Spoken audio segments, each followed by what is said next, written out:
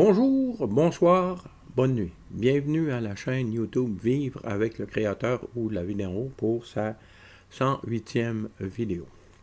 Comme toujours, les passages non référés sont tirés de la Bible Louis II 1910. Aujourd'hui, les prophètes de la Bible.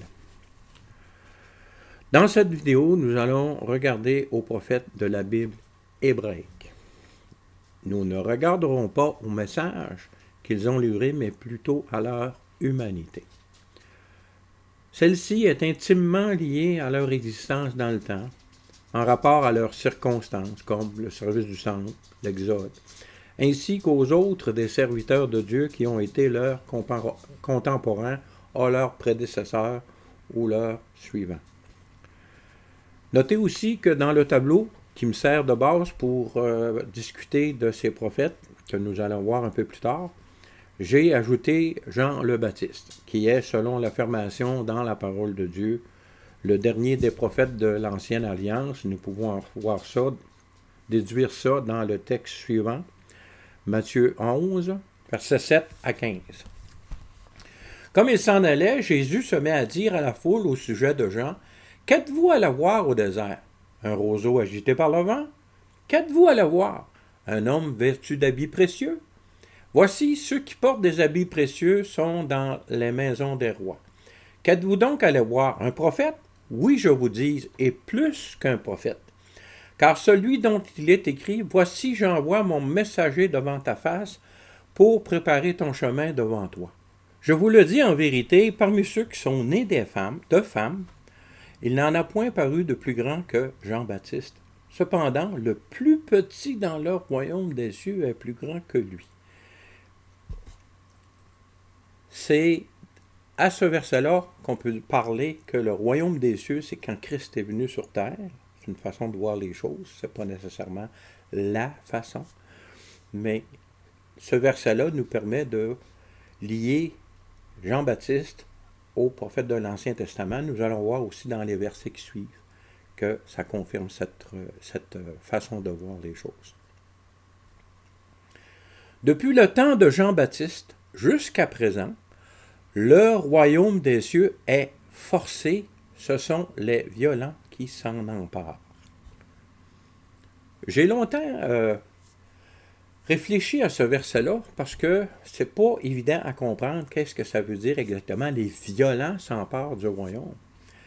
Mais la compréhension que j'en ai aujourd'hui, notez que cette compréhension peut évoluer avec la révélation que le Seigneur me fera grâce de me donner, en passant soit par l'enseignement de frères ou directement par l'inspiration de son esprit, c'est que ceux qui font partie du royaume, c'est ceux qui naissent de nouveau. Mais depuis Jean-Baptiste jusqu'à la Pentecôte, après la résurrection de Jésus-Christ, le royaume des cieux était présent sur terre. Et ce sont les violents, donc, étant donné que la nouvelle naissance n'était pas accessible, ce sont les violents, donc ce sont les zélés, ceux qui veulent vraiment obtenir le royaume des cieux, qui s'en emparaient déjà avant même que la nouvelle naissance soit disponible. C'est la façon que je comprends ce verset-là aujourd'hui. Maintenant, je suis ouvert à améliorer cette façon de comprendre selon l'enseignement que le Seigneur me donnera, comme j'ai dit, soit par intermédiaire de frères ou de sœurs, ou directement par son esprit. Continuons notre lecture. Verset 13. « Car tous les prophètes et la loi ont prophétisé jusqu'à Jean. » Donc, cela inclut Jean. « Et si vous voulez le comprendre, c'est lui qui est l'Élie qui devait venir, que celui qui a des oreilles pour entendre. » Fait qu'ici, le verset 14 dit, « Et si vous voulez le comprendre, c'est lui qui est l'Élie qui devait venir. » C'est ce Élie qui est annoncé dans le prophète Malachie, qui est le dernier chapitre, d'un dernier verset du livre de Malachie, que nous allons voir où il est situé dans le temps. Mais c'est le dernier livre de l'Ancien Testament. Et c'est de ce Élie-là que Jésus parle ici. Et le verset 15 qui dit que celui qui a des oreilles pour entendre, ben, est-ce que ce sont les violents qui entendent parce qu'ils se forcent à écouter violemment, ils se font violence pour entendre le message de l'Évangile. C'est à voir. Il est aussi bon de savoir que le canon de la Bible hébraïque, donc de l'Ancien Testament, a été établi à l'époque du retour de l'exil, qui a été permis par le décret de Cyrus. Nous allons voir, lorsque nous verrons le tableau, quand se situe dans le temps ce décret, mais pour l'instant, allons voir Esdras 1, les versets 1 à 11. La première année de Cyrus, roi de Perse, afin que s'accomplisse la parole de l'Éternel annoncée par la bouche de Jérémie, l'Éternel réveilla l'esprit de Cyrus, roi de Perse, qui fit faire de vive voix par écrit cette publication dans tout son royaume.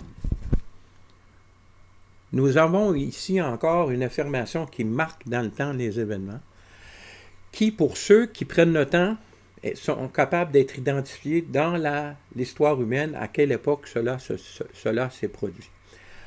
La Bible est remplie de ces marquages dans le temps. C'est ce qui nous permet d'ailleurs de créer, d'en arriver à un tableau comme on va regarder ensemble tout à l'heure. Continuons à lire.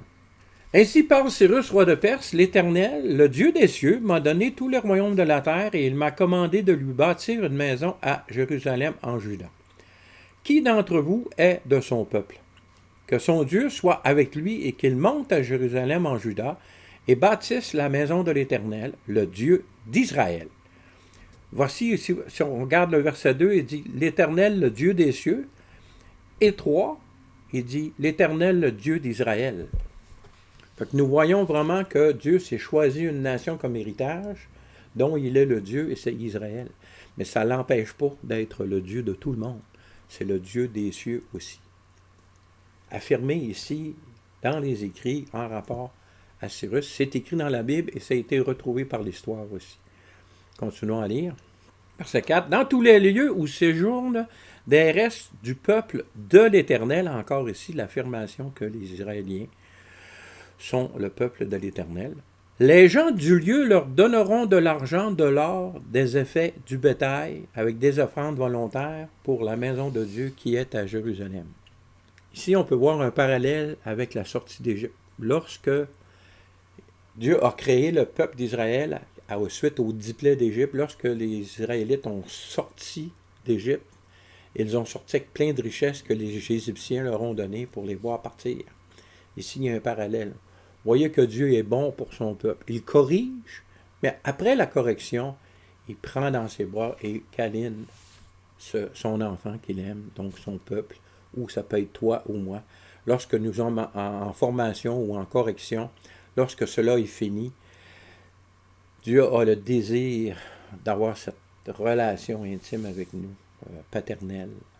Alors, Dieu est bon. Dieu est bon, sachons le reconnaître. Et ces corrections ne sont que bonté. Continuons à lire. Verset 5. Les chefs de famille de Juda, de Benjamin, les sacrificateurs et les Lévites, tous ceux dont Dieu réveilla l'esprit, se levèrent pour aller bâtir la maison de l'Éternel. Donc, plusieurs personnes se levèrent pour retourner à Jérusalem. Verset 6. Tous leurs alentours leur donnèrent des objets d'argent, de l'or, des effets du bétail et des choses précieuses, outre toutes les offrandes volontaires. Le roi Cyrus rendit les ustensiles de la maison de l'Éternel que Nebuchadnezzar avait emportés de Jérusalem et placés dans la maison de son Dieu. Cyrus, roi de Perse, les fit sortir par Mithredate, le trésorier, qui les remit à Sheshbatsar, prince de Juda. Les noms à tour difficiles à prononcer. Verset 9. En voici le nombre. 30 bassins d'or, 1000 bassins d'argent, 29 couteaux, 30 coupes d'or, 410 coupes d'argent de second ordre, 1000 autres ustensiles. Tous les objets d'or et d'argent étaient au nombre de 5400. Sheshbatsar emporta le tout de Babylone à Jérusalem au retour de la captivité. Fait qu'on voit ici le premier groupe qui est parti de Babylone pour s'en aller. Notez que on trouve ce passage dans le livre d'Esdras, mais Esdras n'est retourné à Jérusalem que plus tard. Et nous allons voir que il a été l'élément principal dans l'établissement du canon de la Bible hébraïque. Donc, plusieurs personnes ont servi à établir ce canon, mais l'élément principal de cette opération fut Esdras. C'est ce que nous voyons dans Esdras 7, versets 1 à 10. Après ces choses, sous le règne d'Artaxerès, roi de Perse, vint Esdras, fils de... Vous voyez qu'il y a eu Cyrus, maintenant c'est rendu Artaxerès, roi de Perse, donc c'est un certain temps après. Vint Esdras, fils de Séraja, fils d'Azaria, fils de Hilkija, fils de Shallum, fils de Tsadok, fils d'Achitub, fils d'Amaria, fils d'Azaria, fils de Merajosh, fils de Gérachia, fils d'Uzi, fils de Bouki, fils d'Abishua, fils de Phiné, fils d'Éléazar, fils d'Aaron, le souverain sacrificateur. Vous voyez ici que l'origine et la descendance d'Esdras est clairement établie par la parole de Dieu, un peu comme nous retrouvons dans les évangiles en ce qui concerne Jésus. Alors, nous pouvons tout simplement juger de l'importance de ce personnage dans l'histoire de la parole de Dieu. Lorsqu'une généalogie comme ça est établie, c'est parce que la personne a son importance dans le plan de Dieu pour l'accomplissement de sa volonté. Continuons à lire. Verset 6. Cet Esdras, qui vient d'être clairement identifié par sa généalogie, vint de Babylone. C'était un scribe versé dans la loi de Moïse, donné par l'Éternel, le Dieu d'Israël. Et comme la main de l'Éternel, son Dieu, était sur lui, le roi lui accorda tout ce qu'il avait demandé. Nous voyons aussi, lorsque Dieu appelle quelqu'un à faire une œuvre spécifique préparée d'avance pour lui, et lui donne ce qu'il faut comme bagage, et il le soutient pendant son obéissance. Son obéissance. Souvenons-nous de l'histoire de Jonas, qui lui, à la place d'obéir, s'est sauvé. Dieu a fallu qu'il ramène par des circonstances extraordinaires, que personnellement, je n'aimerais pas vivre. Mais ici, nous avons quelqu'un qui est appelé, quelqu'un qui est équipé et quelqu'un qui est obéissant, donc qui a le soutien constant de l'Éternel. Notre obéissance dans l'appel de Dieu sur chacune de nos vies nous donne le soutien garanti de l'Éternel dans nos fonctions. Alors, merci Seigneur, n'essayons pas de prendre la fonction d'un autre, on n'aura pas le soutien de l'Éternel. Prenons la fonction que Dieu nous donne, les œuvres préparées d'avance que Dieu a préparées pour chacun d'entre nous, et laissons les autres faire la même chose, et ne créons pas de jalousie ou de chiolage, et nous profiterons pleinement de l'amour et du soutien de Dieu dans les difficultés de l'œuvre que nous aurons à accomplir pour lui, selon son plan à lui, selon sa souveraineté à lui. Continuons notre lecture. Au verset 7, ici, nous voyons qu'il n'a pas été seul dans cette tâche. Plusieurs des enfants d'Israël, des sacrificateurs et des Lévites, des chantres, des portiers, des Nétiniens, je n'ai aucune idée c'est qui des Nétiniens, mais bon, ils sont là, vinrent aussi à Jérusalem. La 7e année du roi d'Artaxerès, encore ici une marque dans le temps. Verset 8, Esdras arriva à Jérusalem au 5e mois de la 7e année du roi. Il était parti de Babylone le 1er jour du 1er mois. Il arriva à Jérusalem le 1er jour du 5e mois, la bonne main de son Dieu étant sur lui. Car Esdras avait appliqué son cœur à étudier et à mettre en pratique la loi de l'Éternel et à enseigner au milieu d'Israël les lois et les ordonnances. Ici, toutes ces indications de mois et d'années permettent aux historiens d'aller chercher dans les écrits hors bibliques et de retracer l'époque plus ou moins précise, parce qu'on sait que les livres historiques ne sont pas la parole de Dieu inspirée, mais ils sont porteurs de vérité tout en étant remplis de certaines erreurs. Et c'est un bon historien va trouver ces erreurs en comparant plusieurs textes et ces choses-là. Mais ce que nous retrouvons dans la parole de Dieu et la parole inspirée, c'est le temps exact, c'est la bonne, mais ça doit être identifié à partir des autres éléments hors bibliques. Ce qui fait que lorsqu'on établit une date des événements bibliques, il y a toujours une marge d'erreur possible parce que c'est comparé à des événements retrouvés dans l'histoire qui, elle, n'est pas nécessairement la parole de Dieu, qui a un fond de vérité, mais dans lequel il peut savoir glisser facilement des erreurs au fil des ans, alors que la parole inspirée de Dieu a été protégée par Dieu lui-même et que cette parole ne contient aucune erreur.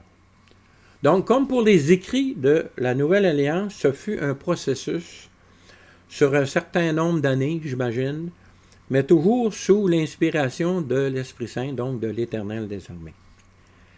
La Bible, qui est la parole de Dieu inspirée, l'a toujours été inspirée en passant par les humains que Dieu lui-même a choisis et inspirés, sachant qu'il serait fidèle dans l'accomplissement de cette œuvre, préparée d'avance, comme j'ai dit auparavant, pour eux, à la gloire de son nom. Et comme je viens de le mentionner, un avertissement est nécessaire en ce qui concerne les années estimées qui sont inscrites dans le tableau que nous allons regarder. Ce ne sont que des estimations afin de mettre en relation dans le temps les personnes que nous allons y voir. Il ne faut surtout pas penser que ces dates sont exactes et sans erreur. Comme je l'ai dit, ça a été comparé avec l'histoire, puis l'histoire est souvent accompagnée d'erreurs. Et c'est le travail d'un bon historien d'éliminer ces erreurs par ses recherches. Ce sont donc des estimations faites par des spécialistes à partir des informations qui sont disponibles. Et elles peuvent facilement varier de plusieurs années avec les dates réelles des faits auxquels elles sont attachées. Donc, ce sont que des dates qui nous donnent une idée du temps et sans prendre ça comme étant l'année exacte. Nous sommes donc maintenant prêts à regarder ce tableau qui remet dans un contexte historique le travail de ces personnes au service du seul Dieu vivant que l'on qualifie de prophète dans l'Ancien Testament. Comme je l'ai dit au tout début, nous ne regarderons pas au message de ces prophètes car c'est une tâche qui s'étend sur toute une vie pour ceux qui ont l'amour de la vérité, de la parole de Dieu. Donc, ces enfants que nous sommes. Voyons maintenant ce tableau. Ici, j'ai le tableau au complet. Bon, premièrement, c'est intitulé Les prophètes de la Bible hébraïque, leur chronologie. Il y a plusieurs colonnes. La première, c'est marqué court ou long. Ici, ça fait référence à la longueur du texte des prophètes. Donc, court, c'est pour les textes courts et long, c'est pour les textes longs. Nous allons voir aussi que dans la première colonne, il y a des chiffres. C'est court, donc 2, c'est le deuxième prophète. On parle ici, le deuxième, c'est l'ordre dans lequel on le retrouve dans nos Bibles aujourd'hui. Et 6, ben, c'est le total parce que les longs prophètes sont en premier et il y en a 4. Donc, à chaque C, il faut rajouter 4. Donc, j'ai mis l'ordre selon les courts et l'ordre selon les longs. Dans les longs, il y a seulement, si on regarde ici, les longs, il y a seulement une désignation parce qu'ils sont en ordre et ce sont les premiers. La deuxième colonne marque, vous voyez qu'il y a Joël et il y a un deuxième Joël, donc c'est le début où Joël a commencé son ministère et c'est la fin où Joël a fini son ministère et il y a eu 57 ans entre son début et sa fin. C'est pour ça dans la deuxième colonne, on retrouve seulement un chiffre toujours près du deuxième nom du même prophète, ou lorsqu'il s'agit d'un prophète qui a seulement qu'une année de travail, ben, il n'y a pas besoin parce que c'est tout simplement 1 an. Son message a été écrit 1 an et c'est la durée de son ministère. Pour examiner la troisième colonne, ben, ce sont les noms. La quatrième colonne, ben, c'est l'année de début et de fin du travail de ce prophète en année avant Jésus-Christ. Alors que l'autre colonne, c'est l'année du début et de fin en Anno Mundi, donc en année depuis la création du monde. Souvenons-nous que j'ai mis ici les signes du égal stylisé ici, c'est parce que c'est plus ou moins ça. Comme j'ai dit, il peut y avoir des des différences entre la réalité et ce qui est estimé. Il y a temps ou lieu où cela s'est produit. Ça là, nous permet de voir les circonstances. Ici, les deux dernières colonnes, ce n'est que des références. J'ai essayé de mettre la différence entre le début du prophète précédent et le début du prophète suivant. Donc, 13 ans entre Joël et Abdias. Et comme Abdias n'a été seulement qu'1 an, donc il y a aussi le 13 ans entre son début et sa fin par rapport au prophète précédent. Pour regarder le tableau, nous allons voir à une image plus grande afin que ce soit plus simple. S'il y a lieu, nous reviendrons à la fin au tableau général pour ceux qui auraient envie de le copier. Donc, nous voyons que le premier prophète dans le temps, donc de 853 à 840 avant Jésus-Christ, 853 à 796, ça a été le ministère de Joël. Donc, dans le temps, le plus vieux texte écrit des prophètes de la Bible hébraïque, donc de l'Ancien Testament, c'est Joël. Alors que c'est le deuxième dans les prophètes courts et c'est le 6e dans le total, selon l'ordre qu'ils sont placés dans la Bible. Quand on se pose la question à savoir pourquoi cet ordre a été choisi, bien, on voit que les 4 textes longs que nous allons voir ont été mis en premier. Après ça, ça a été les textes courts. En anglais, ils disent major and minor, ou grand ou petit prophète. Beaucoup de personnes ne disent pas des petits prophètes, c'est des textes courts, c'est des textes longs. C'est pour ça que j'ai choisi cette désignation-là. Et nous voyons que les 4 textes longs couvrent une grande période, pas mal toute la période, que les autres textes courts couvrent aussi, mais ils font juste s'intercaler dedans. Donc, pour une personne qui lit les 4 textes longs, ben, ça lui donne une très bonne idée et on peut aller chercher des détails à ces 4 textes longs-là dans les textes courts qu'il y a aussi. Donc, les autres prophètes avec textes courts. Donc, les petits prophètes, si vous voulez. Tout ça s'imbrique un dans l'autre et vous allez voir, qu'en regardant le tableau, que beaucoup de prophètes se chevauchent. Donc, plusieurs prophètes se chevauchent et certains se suivent sans se chevaucher. Et la connaissance de ce tableau nous permet de nous faire une idée de l'évolution de la parole de Dieu qu'elle a donnée au travers de ses prophètes dans le temps. Donc, retournons à notre tableau. Donc, commençons vers le haut. C'est-à-dire que nous comprenons, dans le fond, les 4 premières colonnes sont importantes. La colonne de temps ou lieu aussi nous donne une bonne année. Donc, la première grande ligne, c'est 7 ans de construction que ça a pris à Salomon pour construire le premier temple. Donc, le temple a été dédié en 996 avant Jésus-Christ. On peut voir ça dans 2 Chroniques 3 et 2 Chroniques 5. Donc, 2928 ans depuis la création du monde. Donc, on peut en déduire que la construction a été commencée en 996 plus 7, 1003, avant Jésus-Christ. Par contre, ça a été dédié. Donc, le service a commencé dans le temple en 996 avant Jésus-le-Christ. Donc, en 853 avant Jésus-Christ, donc, on peut dire que 853, c'est sans je n'ai pas fait l'instruction, j'aurais peut-être dû, mais c'est plusieurs années après que Joël a commencé à prophétiser. Il y a peut-être eu d'autres prophètes qui ont eu lieu pour des circonstances locales ou quoi que ce soit, mais ça n'a pas été jugé acceptable pour les mettre dans le canon de la Bible hébraïque. Donc, nous n'avons aucune idée s'il y a eu ces textes, s'il y en a eu.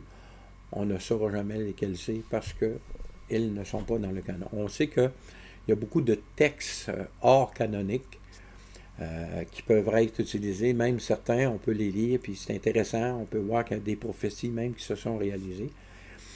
Mais Esdras et ceux qui l'entouraient ont décidé que ce n'était pas la parole inspirée de Dieu, que ces personnes-là avaient parlé et dit certaines choses qui étaient vraies, mais certaines choses n'étaient pas vraies. Et vous savez que dans l'Ancien Testament, lorsque un prophète disait un mensonge, ben, il devait être lapidé. Alors, ces circonstances-là, on n'est pas au courant. Nous regardons à ce qui a été établi comme canonique sous l'inspiration du Saint-Esprit, qui considère que c'est la parole de Dieu inspirée que nous avons. Continuons notre examen de ce tableau. Donc, Joël est en premier, et dans Joël s'intercale Abdias. Et Abdias, son ministère n'a resté que pendant 1 an. Après Joël, il y a eu Jonas. Il y a eu 6 ans, 4 ans, 7 ans. 4 plus 3, 7. Ouais, il y a eu 7 ans entre Joël et Jonas. Jonas a un ministère de 30 ans. C'est drôle à dire parce qu'on a juste l'information sur une de ses interventions, mais il faut croire qu'avant d'aller à Nénive, il avait annoncé des choses et qu'il était reconnu comme un prophète de l'Éternel. Il y a eu Amos qui a commencé son ministère aussi à ce moment-là, qui a duré 5 ans. Et il y a eu Osée qui a commencé, puis Osée, lui, a eu un ministère de 40 ans. Je ne sais pas si vous voyez le processus. Si on regarde dans la première colonne, Joël, c'est le deuxième des prophètes courts. Abdias, c'est le quatrième. Jonas, c'est le cinquième. Amos, c'est le troisième. Fait qu'on voit que la parole de Dieu ne tient pas nécessairement compte de la chronologie historique, donc de la chronologie dans le temps pour l'ordre des textes qui ont été listés. Ça nous donne de l'information intéressante. Bon, nous pouvons voir aussi que Joël, c'est avant l'Exode, Jonas avant l'Exode, Amos avant l'Exode, Osée avant l'Exode, et Isaïe en Juda avant l'Exode. Oui, ici, Isaïe, j'ai spécifié parce qu'il y a des prophètes qui ont été seulement qu'en Juda après la séparation des royaumes, alors qu'il y en a qui ont été en Israël. Donc, ceux pour qui j'avais des informations, je les ai mis là. Donc, on sait que Isaïe était prophète en Juda. Et vous voyez que Isaïe a été inclus et incorporé dans Michée. Michée est avant l'Exode. Je ne l'ai pas marqué ici, mais je crois que Michée, lui, était en Israël. Si je me souviens bien, le prophète Michée est en Israël. Et nous avons vu que la fin du ministère de Osée s'est terminée là, pendant le temps d'Isaïe. On voit que c'est des personnes qui ont soit entendu parler de l'autre ou se connaissaient personnellement. Fait que ça nous montre que ces prophètes ne sont pas juste des caractères bibliques, ce sont des personnes réelles qui ont vécu à une époque réelle et que ce sont dans le fond des gens comme vous et moi. La différence, c'est que Dieu les avait appelés à une tâche spécifique.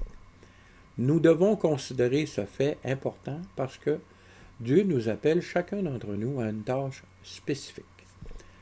Soyons donc obéissants afin d'avoir son soutien en tout temps, malgré les épreuves, parce que ça ne veut pas dire si tu es dans la volonté parfaite de Dieu, c'est possible, pour des périodes de temps, on pêche tout et on bronche tout un jour, mais il reste que si tu es dans la volonté parfaite de Dieu, ne te rend pas exempt de troubles et de problèmes. Paul a été en prison, Paul a été martyrisé, Paul a été lapidé, et il était dans la volonté de Dieu d'annoncer l'Évangile lorsque là, c'est produit. Donc, nous voyons par ces faits que ces prophètes, ces gens, sont vraiment des humains. La différence, pas la différence, mais leur humanité, malgré leur humanité, et dans leur humanité, ils ont accompli l'œuvre de Dieu par leur obéissance, dans leur imperfection. Cela est le même cas pour chacun d'entre nous. Soyons obéissants malgré nos imperfections. Regardons de nouveau notre tableau. Nous voyons ici Nahum qui commence 64. C'est difficile quand c'est... regardons du côté des Anno Mundi. De 44 à 60, il y a 84 ans. 3244 ans pour la fin du ministère d'Isaïe. Et le début de Nahum. Cela nous amène à la deuxième partie du tableau, qui recommence avec Nahum. Nahum, qui est le 7e prophète court et le 11e au total. Suivi de Sophonie. Sophonie qui a eu seulement qu'un...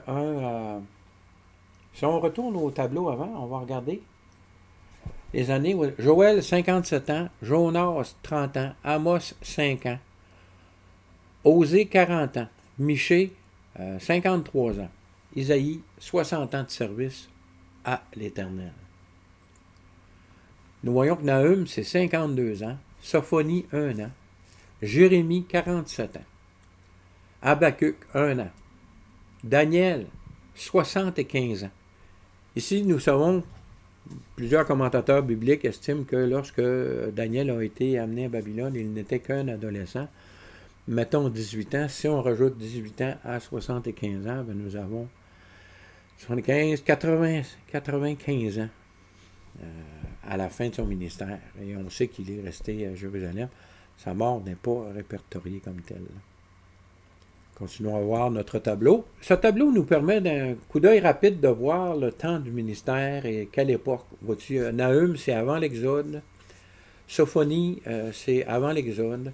Jérémie était en Juda avant l'Exode, lorsqu'il a commencé son ministère. Et si nous voyons la fin de Jérémie, c'est en Juda.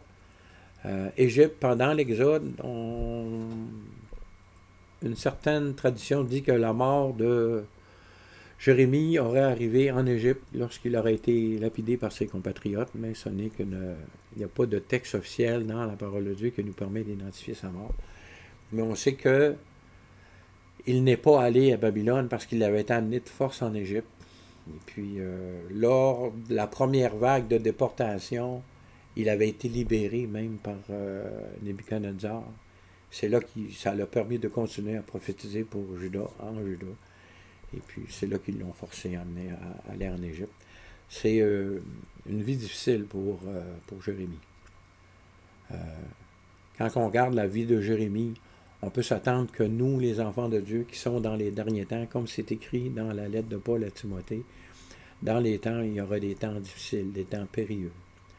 Et ceux qui pensent que la période juste avant l'enlèvement va être une période de confort pour les enfants de Dieu, bien, détrompez-vous, parce que l'exemple de Jérémie avant la déportation doit nous servir d'avertissement et même d'encouragement, parce qu'il a eu la grâce de Dieu de passer au travers, que nous, les enfants de Dieu, devrons subir une période qui va ressembler à ça, de rejet, de persécution. Notre message ne sera plus écouté.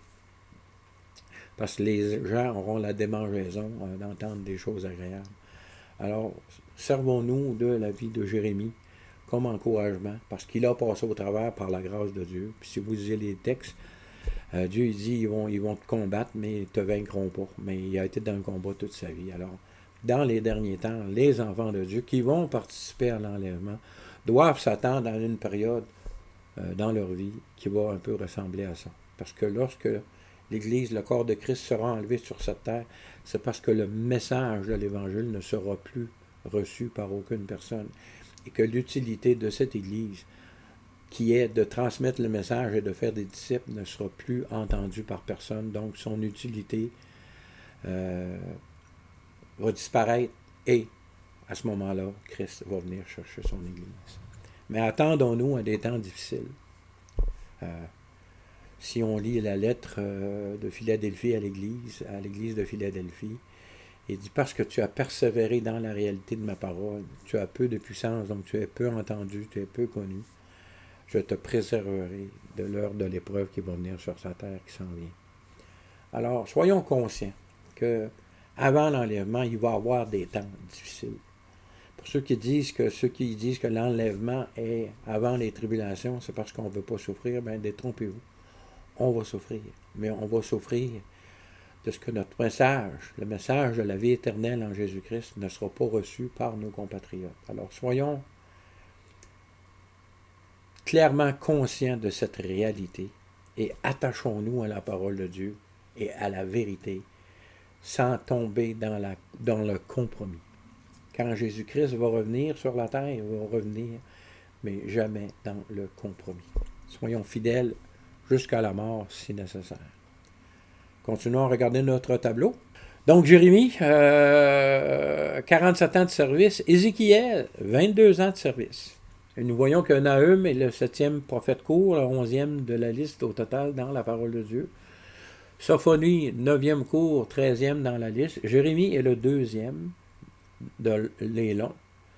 Le premier, c'était lequel? Regardons le texte précédent. Je pense que c'est Isaïe. Ouais, L1, c'est Isaïe. Donc, le premier texte long, c'est Isaïe. Le deuxième, c'est donc Jérémie. Le troisième, c'est Ézéchiel. Et le 4, c'est Daniel. Et si nous regardons la fin des ministères, ici, ça correspondrait à l'ordre dans le temps aussi. Pas nécessairement à l'ordre du début, mais à l'ordre de la fin. Parce que tableau précédent, Ésaïe, voyez-vous, il a fini en 3244 depuis la création du monde. Jérémie, non, il a fini en deux après. Non, il a fini avant Ézéchiel, c'est en deuxième, c'est ça. En 3344. Ézéchiel 3353. Et Daniel en 3394. C'est plus facile en année depuis la création du monde à calculer dans notre tête pour ceux qui sont encore capables de faire. Je sais que les nouvelles générations, par l'utilisation des calculatrices, ont beaucoup de difficultés à calculer dans leur tête. Mais je suis de cette génération où nous n'avons pas eu le choix d'apprendre. Donc nous voyons aussi ce tableau que le temple fut détruit en 586 avant Jésus-Christ. Nous voyons ça en 2 Rois, chapitre 25, versets 8 et 9. Donc en 333 depuis la création du monde. Et que ce temple a été debout pendant 410 ans. C'est ce qu'on voit au début ici dans la ligne. Le temple a été placé en service pendant 410 ans. Et qu'il a été détruit avant la fin du ministère de Jérémie. Et pendant le ministère d'Ézéchiel. Mais Ézéchiel, lui, a été déporté à Babylone. Et Daniel aussi a été déporté à Babylone. Daniel a fait partie de la première déportation. Ézéchiel pendant la deuxième déportation. Et la troisième a eu lieu à la destruction du temple. Donc, nous sommes maintenant dans la déportation et Daniel a servi, rappelez-vous que Daniel a servi sur plusieurs rois. Ézéchiel, lui, n'était pas dans la capitale, il était sur le bord du fleuve Kédar, quelque part. Je ne me souviens pas du nom de l'endroit, là, mais si vous allez voir Ézéchiel, c'est bien écrit. Nous avons vu ça dans la dernière vidéo, mais heureusement que je fais des vidéos parce que ma mémoire ne peut pas tout retenir. Je retiens les grandes lignes, les grands enseignements, mais c'est pour ça qu'il faut constamment lire et relire la parole de Dieu, parce que nos mémoires défaillantes ont besoin de cette nourriture spirituelle pour rester à jour. Donc, 410 ans, après 70 ans de la déportation du début, donc en 3317, début de l'Exode, donc à 607 avant Jésus-Christ, elle se termine en 537 avant Jésus-Christ. Comme c'est écrit, je n'ai pas marqué l'année mundi, mais en tout cas, peu importe. Là. Ensuite, nous avons les prophètes qui sont après l'Exode. Nous avons Agé, Zacharie, Malachi. Agé a été en service pendant 1 an, donc il a écrit son livre et il a été en service pendant 1 an. C'est toujours selon les informations qu'on a. Peut-être qu'il a été prophète plus longtemps, mais on ne le sait pas. Zacharie, lui, ça a été pendant 2 ans. Et Malachi pendant 1 an. Maintenant, comme on vous dit, c'est selon les informations que nous avons. Mais ces 3 prophètes l'ont été après la fin de l'Exode. Et comme je l'ai dit au début, j'ai rajouté Jean en plus ou moins 28 après Jésus-Christ. Donc en 3952, depuis la création du monde. Et il était en Judée, au Jourdain. C'est là qu'il a baptisé notre Seigneur Jésus-Christ. Donc, ce tableau nous sert de référence. Personnellement, moi, ça me permet de voir l'humanité dans ces prophètes, de voir quand ils ont agi, quand leur ministère a été présent sur cette terre et à quel endroit. Ça me permet, lorsque je lis Ézéchiel, je dis « Ah oui, lui, il était là, après... Puis on voit les textes d'Ézéchiel, il décrit à partir du chapitre 40 le futur temple du millénium, donc du règne de 1000 ans sur cette terre. Voilà, c'est ce que j'avais comme information pour vous aujourd'hui. Alors j'espère que cela vous sera utile. N'hésitez pas à copier, vous pouvez utiliser ces tableaux aussi pour des enseignements. Je vous donne un libre accès. Mon but, c'est donner le matériel nécessaire aux gens qui apprennent à aimer la parole de Dieu, à connaître le Créateur merveilleux. C'est de vivre avec le Créateur et avec le Créateur la vie d'en haut. Si les informations que je vous donne peuvent être utiles à répandre ce fait à plusieurs autres personnes, ben, sentez-vous libre. Donc sur ce, je vous dis, soyez bénis, à la prochaine, si Dieu le veut.